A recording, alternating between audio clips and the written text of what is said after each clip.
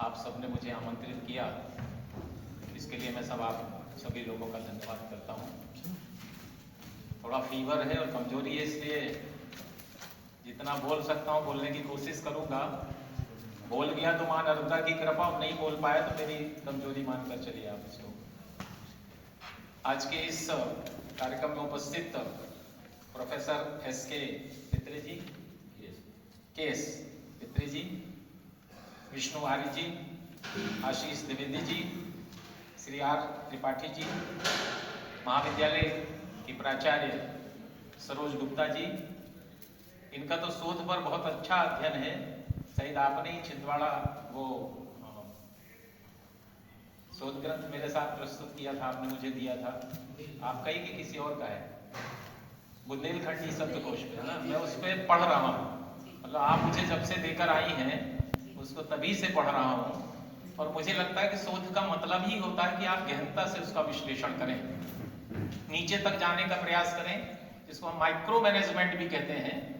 अभी आपके सत्र चले होंगे प्रारंभ से, और उस प्रारंभ में भाषाई कौशल और रोजगार पर चर्चा हुई है, वाणिज्य पर चर्चा हुई जो हमारे कॉमर्स का विषय है। कॉमर्स और इकोनॉमिक्स का प्रोफेसर रहा हूँ गोविंद राम सेक्सेरिया अर्थ वाणिज्य महाविद्यालय जबलपुर में, और उसके बाद तकनीकी कौशल्य पर भी आपकी चर्चा हुई है।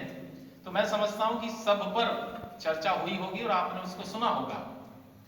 हमेशा मेरा एक मानना है कि हमेशा जब हम कोई भी बात करते हैं तो उसके मूल तत्व पर हमको जाने की आवश्यकता होती है। यदि हम शोध कर रहे हैं तो शोध में भी जितना हम गहनता से उसका विश्लेषण कर सकते हैं, जितना हम नीचे जाने की कोशिश कर सकते हैं और जितना उससे निकाल कर कोशिश करते हैं, वही हमारी कोशिश मेन होना चाहिए। और उसमें यदि हम सफल होते हैं तो मैं समझता हूं कि वो मूल माना जाता है। यहाँ कौशल्य का प्रश्न हो रहा है, कौशल की बात हो रही है, शोध की बात हो रही है। तो मैं हमेशा एक बात कहता हूं कि हमें जीवन में हम किसी भी क्षेत्र में काम कर रहे हो, चाहे हम राजनीतिक क्षेत्र में काम कर रहे हो, चाहे हम आध्यात्मिक क्षेत्र में काम कर रहे हो, चाहे व्यापारिक क्षेत्र में काम कर रहे हो, किसी भी क्षेत्र में काम कर रहे हो, हमेशा मूल तत्व को समझना चाहिए।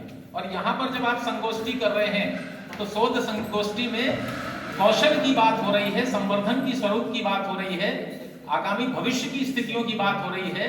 तो इसमें मूल जो मामला मानता हूं, चाहे इकोनॉमी का मामला मानता हूं, इंडियन इकोनॉमी का मामला मानूं, भारतीय अर्थव्यवस्था की बात करूं, तो इसमें जो कौशल शब्द है वो महत्वपूर्ण है, वही तमाम इकोनॉमी के डेवलपमेंट से जुड़ा हुआ है। तो मैं हमेशा कहता हूं कि आपको मूल बात समझना पड़ेगा। और एक बात और मैं कहता हूं कि कोई जरूरी नहीं कि बहुत विद्वान व्यक्ति ही मूल बात को समझ सके। कभी कभी कोई निरक्षर व्यक्ति भी होता है, वो भी मूल बात को समझ लेता है। विद्वान व्यक्ति को तो घमंड रहता है कि वो बहुत विद्वान है, उसने सभी बातें जान ली हैं, और इसलिए कभी कभी वो अहंकार में आ जाता है।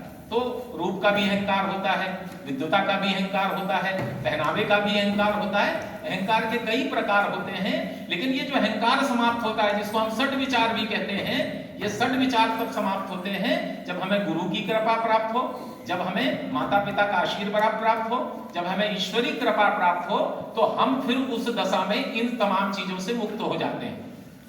उदाहरण दे रहा हूं, मैं संक्षिप्त में ही अपनी बात करूंगा। नर्मदा जी में नाव जा रही थी, पंडित जी बैठे हुए थे नाव में, बहुत प्रकांड विद्वान थे। नाव चल रही थी, केवट नाव चला रहा था।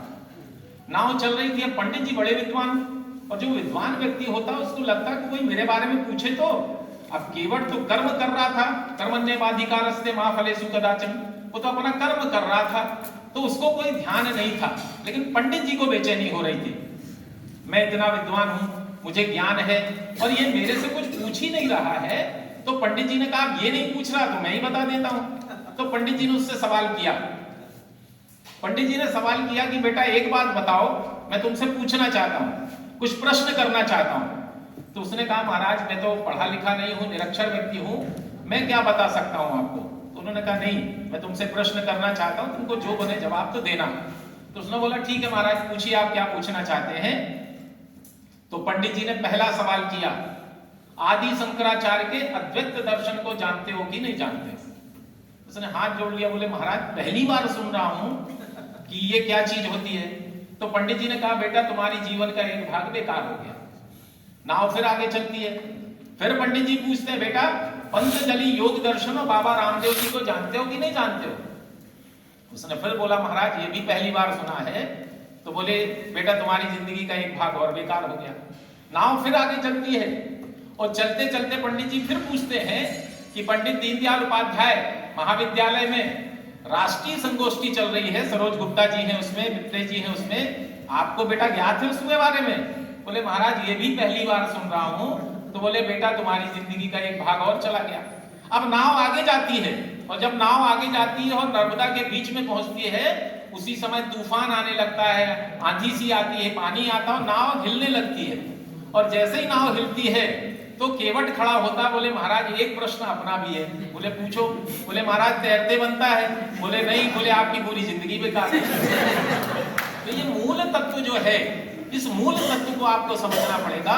और यदि आप इस मूल तत्व को समझकर चल रहे हैं तो मैं समझता हूं कि फिर कोई आपको दिक्कत नहीं होने वाली है। अभी मैं भाषाई विषय पर भी सुन रहा था, आदरणीय पत्रकार महोदय को सुन रहा था। मैं समझता हूं कि सभी ने इन विषय पर अपनी बात को रखा होगा।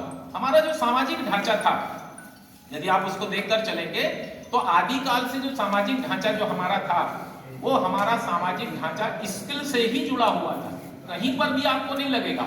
अब ये वर्ण व्यवस्था की अभी बात की, ब्राह्मण क्षत्रिय वैश्य शूद्र की बात की, इसमें कहीं जातिगत मसला नहीं था। इसको हमने धीरे धीरे परिवर्तित करने का प्रयास किया, लेकिन जाति का जो गुण था वो नहीं था, वर्ण से ही जुड़ा हुआ था, काम से कर्म से जुड़ा हुआ था। इसलिए ब्राह्मण जो थे विद्वान हुआ करते थे, वो पांडित्य संबंधी काम किया करते थे। जो क्षत्रिय हुआ करते थे वो श्रेष्ठतम हुआ करते थे, ताकतवर हुआ करते थे, वो काम करते थे। वैश्य चतुर माने गए थे।